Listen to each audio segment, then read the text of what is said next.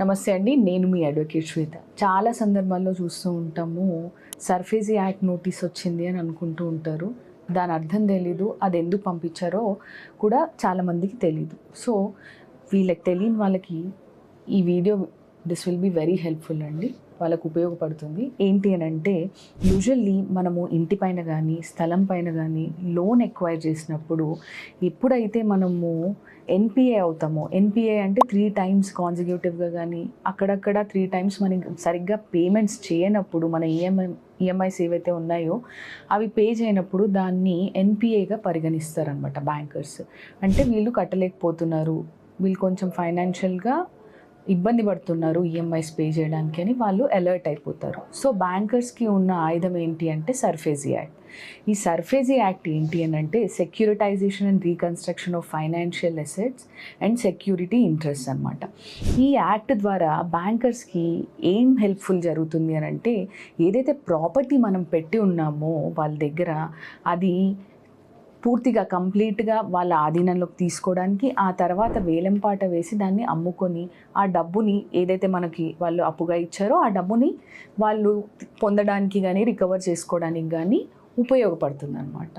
So చాలా సందర్భాల్లో ఏం చేస్తూ ఉంటామంటే, మనము బ్యాంకర్స్ నోటీసులు పంపిస్తారు, ఒక్కోసారి అవకతవకలకు కూడా పాల్పడతాయి. ఎందుకంటే ఒక్కోసారి పంపించరు కూడా. ఎటువంటి డిస్క్రిపెన్సీస్ ఉన్నా కానీ ఇఫ్ ఎట్ ఆల్ మీకు నోటీసెస్ అనేవి ఇంటికి పంపించినా ఇంటి దగ్గర అతికిచ్చినా దాన్ని చింపేయకండి. ఫస్ట్ ఫోటో తీసుకోండి. అండ్ బ్యాంక్ దగ్గర నుంచి నోటీసెస్ వచ్చినప్పుడు భయానికి గురయ్యి దాన్ని పక్కన పెట్టేయకుండా దాన్ని ఓపెన్ చేసి దాంట్లో ఏముందో చూడండి. మీకు ఒకవేళ దాంట్లో ఏముందో మీకు అర్థం కాకపోతే డెఫినెట్గా ఒక అడ్వకేట్ని అప్రోచ్ అయ్యి వాళ్ళ దగ్గర నుంచి కనుక్కోండి.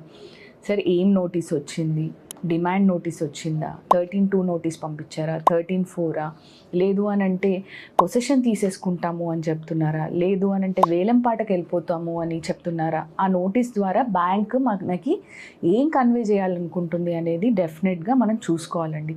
ఆ నోటీసెస్ ఏవి ఓపెన్ చేయకుండా సడన్గా ఒకరోజు ఒక పోలీస్ వ్యక్తి అండ్ ఒక అడ్వకేట్ వచ్చి ఇంటి దగ్గర అది ఏదైతే నోటీస్ ఉందో అది అతికిచ్చేసి, మీరు ఇప్పుడు 10 నిమిషాల్లో ఇంట్లో నుంచి వెళ్ళిపోవాలి, మీకు టైం ఇవ్వము, మీకు ఆల్రెడీ నోటీస్ ఇచ్చేసాము, ఆ 15 రోజుల టైం కూడా అయిపోయింది, ఇప్పుడు కట్టుబట్టలతో ఇంట్లో నుంచి వెళ్ళిపోవాలి అనుకున్నప్పుడు అది ఎట్లాంటి పరిస్థితో మీకు అందరికీ తెలుసు.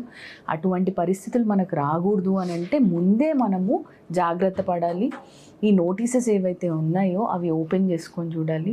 మనం డెఫినెట్గా ఇటువంటి వాటిపైన డెట్ రికవరీ ట్రిబ్యునల్ అనే కోర్టు ఉంటుందండి సెపరేట్గా, దాన్ని అప్రోచ్ అవ్వచ్చు.